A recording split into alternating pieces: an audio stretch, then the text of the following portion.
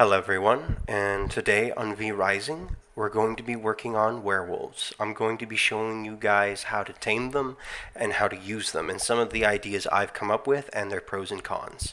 Now we're going to go ahead and get on to the ham server. Good server, recommend it. It's where I'm at, guys, and if you ever want to test out some of my theories, I'm right there, and I'd love to see you guys on, and you can try and raid me if you want. Um, so we're going to go ahead and get started. Now, it's currently night on the server, so we're going to have to wait a little bit before we go out there and get some werewolves, but I can go ahead and show you some of the strategies I've used in this base. Alright, so currently you guys, if you've watched the last video, know that I have werewolves in this wall right here. This one right here is very useful. It's actually one of the most effective ways I've learned to use them, because everyone's going to, if they want to get through here, if they want to get anywhere near here, they're going to have to go through them. And then they're going to have to go through these guys. So it's a great way to fight enemies, and I can carry a large number of werewolves in here. And all I need to do to make this fully secure is to open up all these doors and let my werewolves out. So that is totally a thing. It's a disarming thing, so I have said before, you shouldn't have too many of these, because honestly you might forget, and sometimes it's just bad luck, and half your defenses you were counting on when you were off is not active. So that is one thing you got to worry about there. Now, you also got, like I said before, in these areas, this is a wide area right here in the center of my defenses. Basically, guys, you don't really want to rely on werewolves as a frontline defense solely for the fact that they can attack at the daytime. But that's 5 minutes, guys. It's going to take them a bit of time to get through, and they're not going to really want to do a raid at day. It's only if you emphasize on werewolves on your defense. So caution, don't use them for everything. Have undead, have your servants. Don't feel like because you have 30 werewolves, you're safe.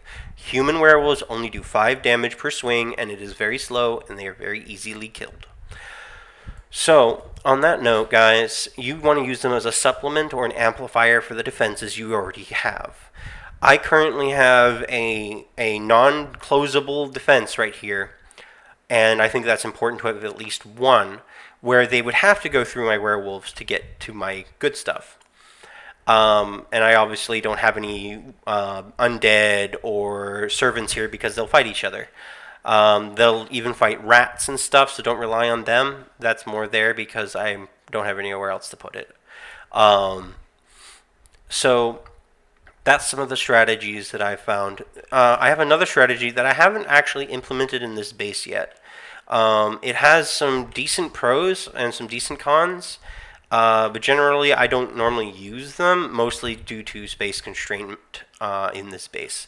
But you can have pocket holes like this. This could be a 1x1, and you can have up to 3 werewolves in here. The reason why you don't want any more is because they don't all transform at the same time. Sometimes you'll have 3 of them that turn, and then one guy does not for at least 2 seconds, and they've already killed him. They're very fragile in their human form, as I've said. So you want no more than 3, at least 2, in these cubby holes. And let's say that you have the door here and here, and the enemy is breaking through your wall. Well, okay, they're about to get through. You don't have your servants here, and this is just an empty area, or it just has some of your construction. Or you can have them in every single room, if you have the room for them. You open this up, cloak, and go through your door. And now you have another defense force. It's very useful because if it's still daytime, you can just not open it and lose them, and you can use them as replacements for your outside defenses after the raid is over. But if it is night, you can use them, so it gives you the ability to choose. But it's a defense that is only activatable when you are on. So that is the biggest con and the reason why I haven't done them yet. I've been mostly working on stuff that would be active, and it wouldn't matter if I'm on or not. Now, obviously those guys are far more convenient for people who just don't want to have a werewolf through here and they have to cloak every single time they go through any of their doorways. You could be building and open up a door and all of a sudden your werewolves are out. And generally you don't want to have werewolves anywhere where you have heavy traffic. Especially if you have minions or other undead or your spiders, where they can easily get them, because sometimes you can make mistakes and it can get costly. You can lose all your werewolves or you can lose all your spiders or undead. Spiders and such are pretty expensive, guys. They're pretty hard to get. So generally werewolves are the cheapest option. Just a bit of invested time. Every day I would recommend just making a routine of right when it becomes day, you go get one. Now I'm going to go ahead and show you where you can generally find them. You can find 1 to 4 of them on this roadway here. They go all across this area right here, guys. They can sometimes go around here, but that's not very common. And those are the wandering werewolves. Generally those guys are going to be at 62, 64 level. But one of the issues about them is that they might not always stick, because they're a wandering werewolf. They don't really have a set point. So when you let them go in the morning or at the night, and they may despawn, and you're going to have to deal with the fact that you wasted your time.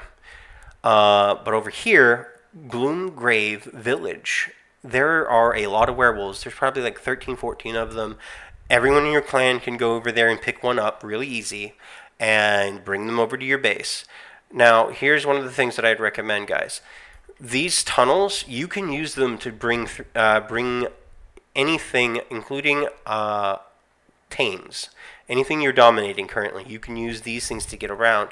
So if you really have a time constraint and maybe this one or this one is a better place to go to get to where you need to be, do it. It's really effective, and you don't really want to deal with two different occasions of you having to grab the same wolf.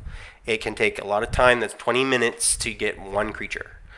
So now that the sun's rising, I'm going to go ahead and show you an easy way to do so. So you can already see that one of my guys is damaged. So they obviously were trying to hit each other. Now, that's not too bad because, like I said, it's an open area. Generally, they're not too clustered. But you'll lose maybe one every day or so.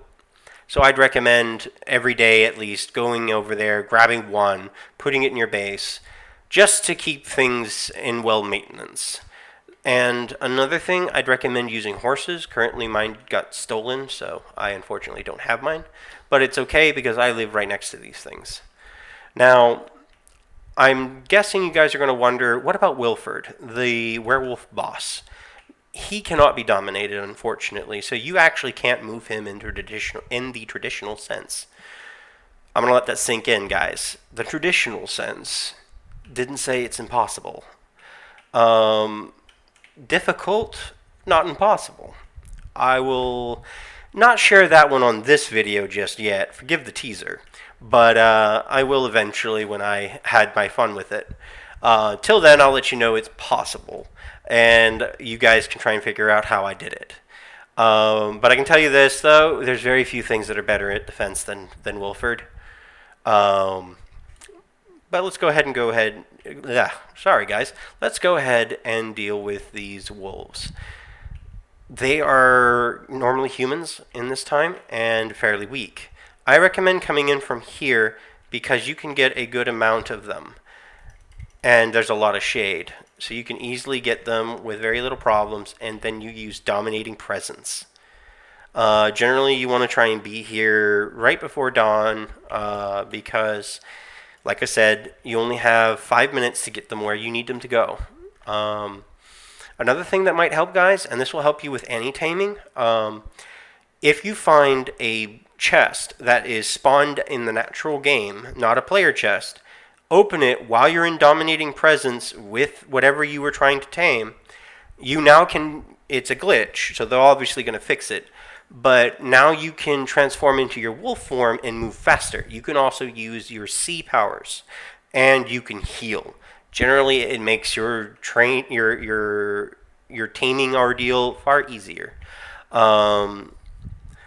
And that's it, guys. I'm gonna be showing you what to do here. Basically, you're gonna want to have daggers and cloak whenever you can when you're dealing with enemies. Try not to engage.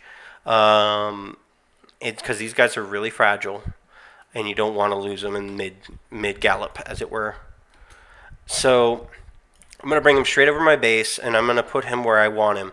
But I'm going to be ending this video beforehand, most likely, because I still got about 2.5 minutes, and I don't think you guys want to hear me ramble for that long. So we're going to see how long it takes me, and then we'll go in from there. So over here, I'm going to show you another thing I've done.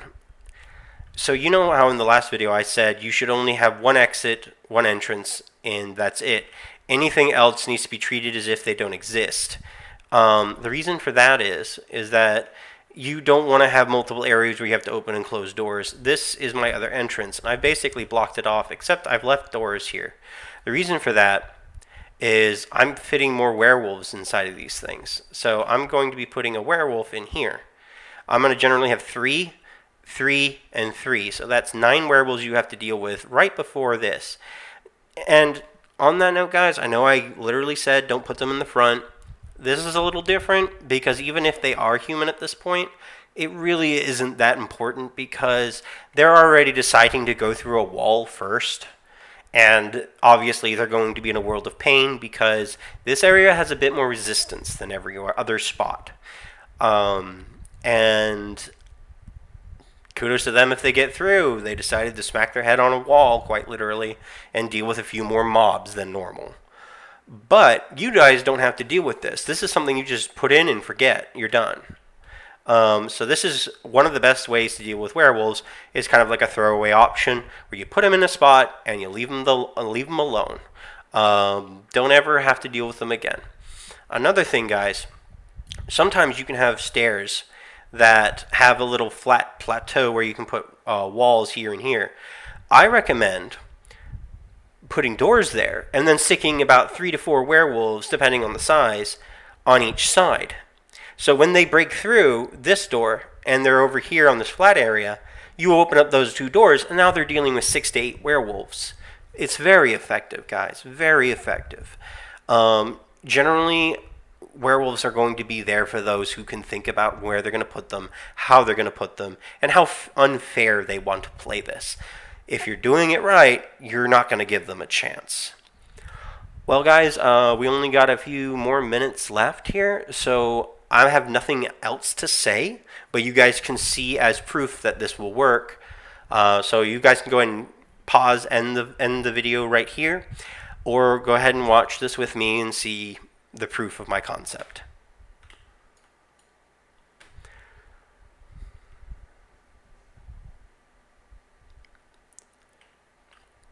So I'm going to go ahead and give a bit of a praise to the game makers. I promise you guys I haven't been paid off or anything. I just really love this game. This is an ingenious mob. I mean, I've not seen something like this in a while where you can put something like this in, and it's so cool. I love it, and I think it's going to give a great deal of life to this game because the sky's the limit, guys. You can think about it. You can think about where you want to put these guys, and they're going to be something that will always be cool to have. You are a vampire with werewolves chained to your walls, guys. You fit that mythos now. That's awesome. Well, he's about to change. As you can see, he transformed. And generally you want to get out of town when he's done because he gets a little angry. Alright, so we're going to wait here for this little X to disappear because normally that will mean that something disappears whenever you put it inside something. So let's see if he's still there. Still there, guys. I mean, obviously, you can see these guys, but now you get to see the full picture, guys. Well, I hope you guys all are going to have fun in this game. I really recommend it. I'll be showing some more videos about reviewing all of the servants you can have. I'm going to be doing each one by their faction. Generally, I probably will be disparaging a lot of the lower level ones, but I will try to be impartial about them. But all in all, guys, servants, werewolves, undead, you need to use them. You need to get them in your bases, and you're going to have a lot of fun watching people try to get in your base. Well, peace out. I hope you all have fun.